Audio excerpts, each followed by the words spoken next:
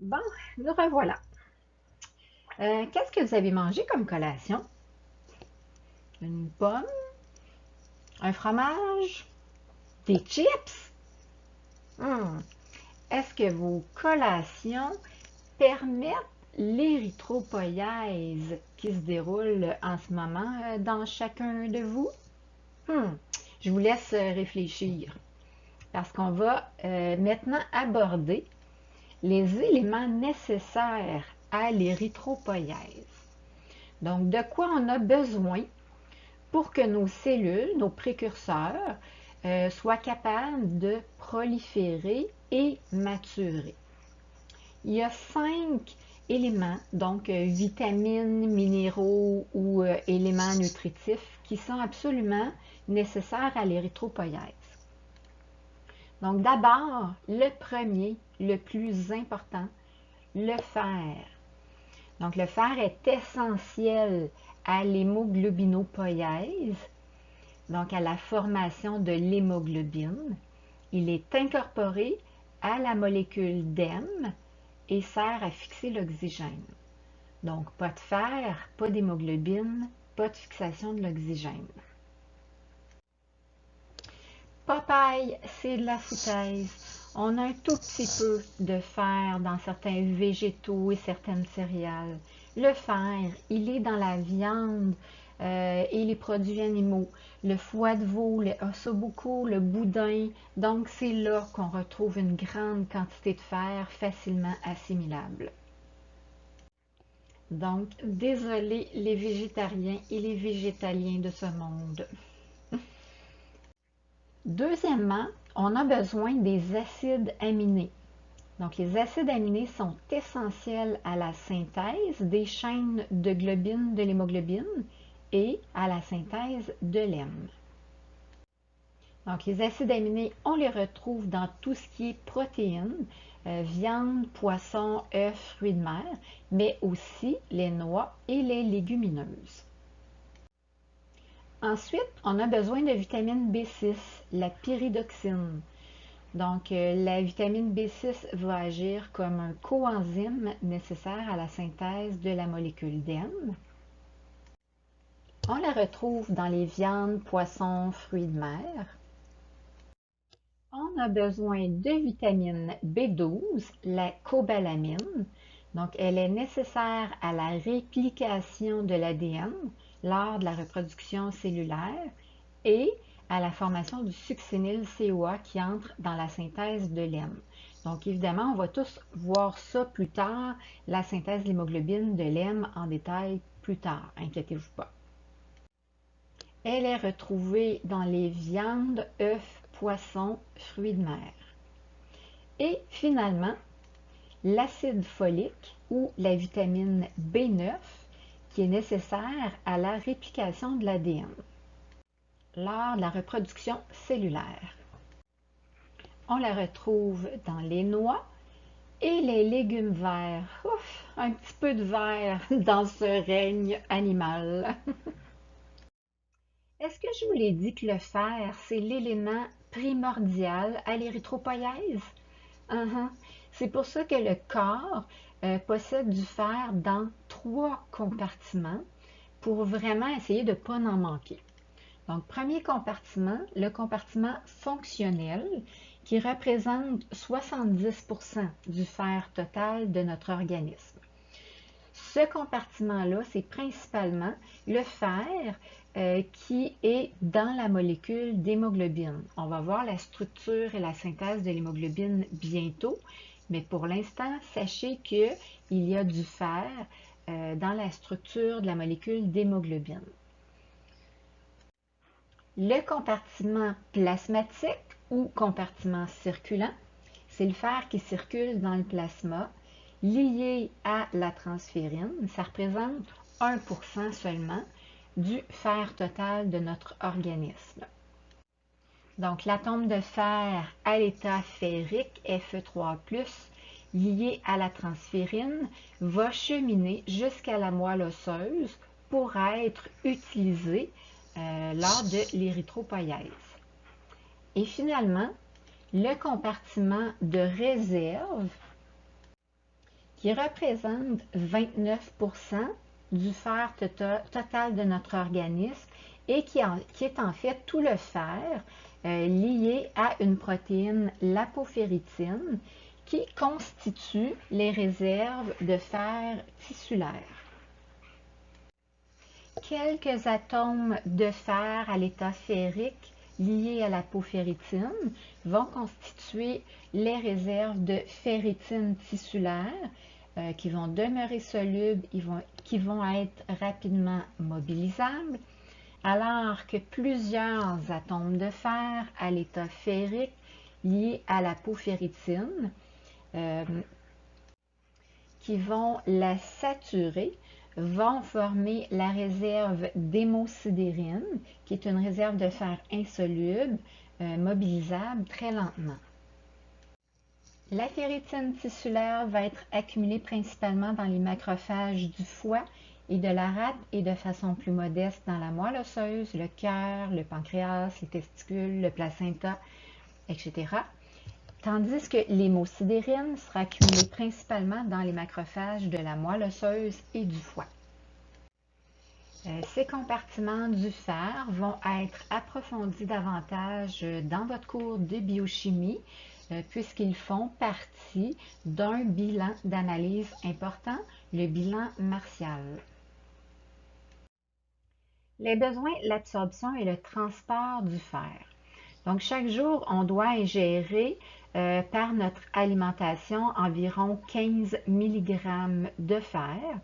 Ce fer se rendra dans l'estomac, dans notre intestin et au niveau du duodénum sera absorbé par notre muqueuse intestinale.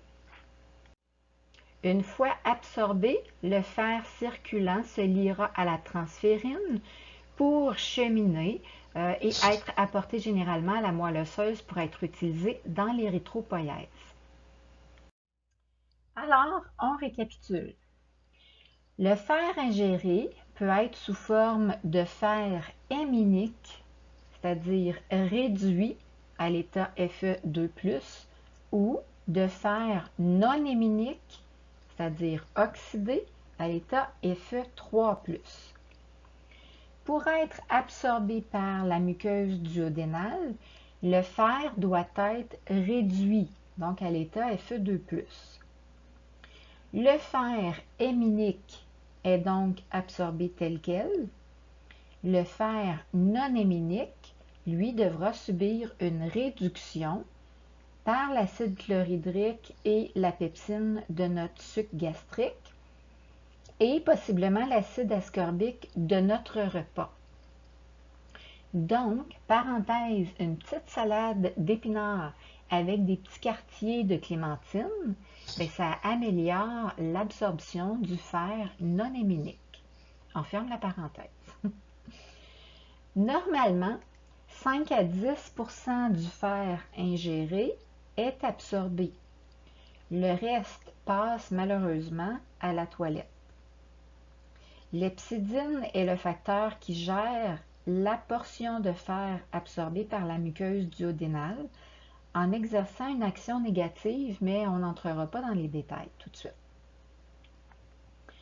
Une fois dans le sang, le fer sera oxydé, donc il retourne à l'état Fe3+, et il sera lié à la transférine pour circuler vers la moelle osseuse, soit pour y être mis en réserve sous forme d'hémosidérine, soit pour être incorporé dans les globules rouges par l'érythropoïèse. Puis, il retourne dans le sang circulant à l'intérieur du globule rouge pour lier l'oxygène. Lors de leur passage dans la rate et le foie, les globules rouges trop âgés, par exemple, seront détruits par phagocytose et le fer sera recyclé. Il sera donc mis en réserve sous forme de ferritine et éventuellement retournera dans la moelle osseuse pour être utilisé. Une toute petite perte quotidienne de fer se fera dans la sueur et l'urine.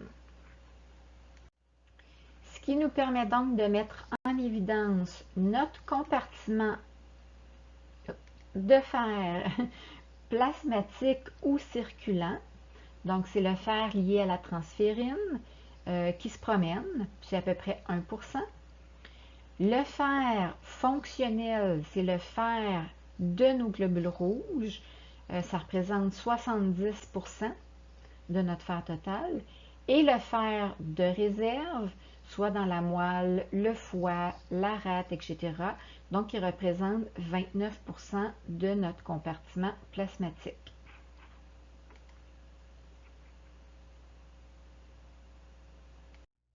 Rôle des vitamines B12 et B9.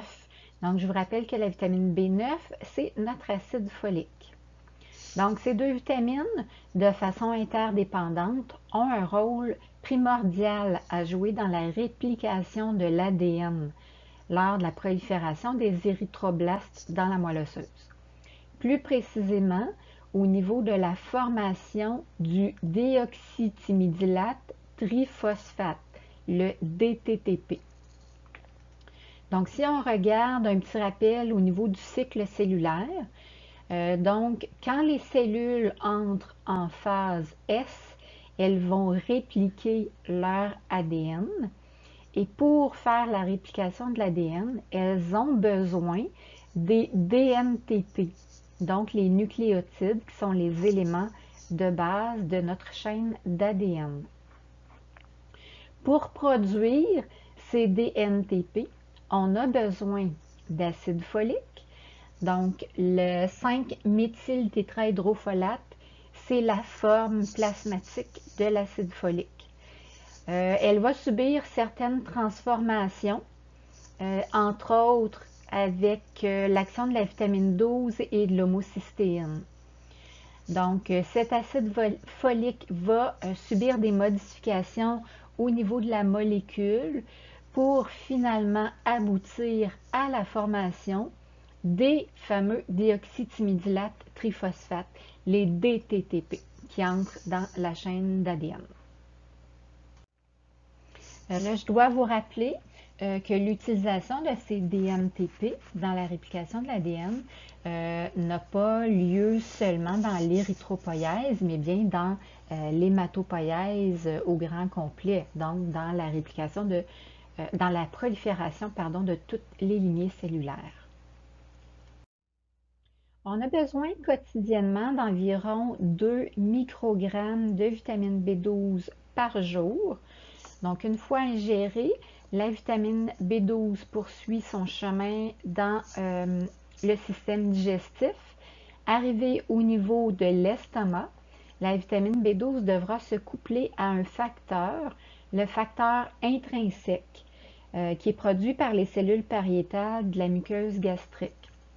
Ce couple B12 facteur intrinsèque poursuivra son chemin au niveau de l'intestin et arrivé au niveau de l'iléon.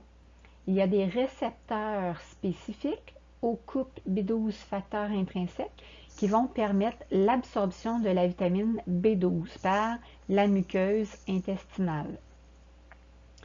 Arrivé au niveau sanguin, donc au niveau circulant, la vitamine B12 se liera à un transporteur, la transcobalamine. Donc, cette dernière pourra acheminer la vitamine B12 vers son principal site de réserve, le foie, où il pourra avoir une accumulation jusqu'à 4 mg de vitamine B12. Ce sont des petites réserves, mais qui peuvent quand même nous aider à survivre un 3-4 ans avec ces réserves-là. Pour l'acide folique, donc on a besoin d'environ 0,3 mg d'acide folique par jour, donc c'est un peu plus que la B12. Une fois ingéré, l'acide folique suit son chemin dans le système digestif sans aucune transformation et arrivée au niveau du jéjunum, elle sera absorbée au niveau de la membrane intestinale et passera au niveau circulant. Au niveau circulant, l'acide folique pourra se promener libre ou lié à l'alpha-2 macroglobuline ou à l'albumine ou à la transférine. Ces dernières pourront la transporter jusqu'à son principal site de réserve qui est le foie, où il pourra y avoir une accumulation d'environ 15 mg d'acide folique. Donc, ce sont des grandes réserves, mais qui nous permettent de survivre très peu longtemps, à peine 1 à 4 mois sur ces réserves-là. On ne doit pas oublier que la forme d'acide folique circulante, la forme 5-méthyltétrahydrofolate, aura besoin d'une transformation grâce à la vitamine B12 qui la rendra sous la forme de tétrahydrofolate, qui est la forme utilisable par les érythrocytes. Finalement, certains facteurs vont augmenter l'absorption de la vitamine B9, l'acide folique, entre autres la grossesse et aussi l'acide ascorbique, la vitamine C, dans l'alimentation va augmenter son absorption intestinale.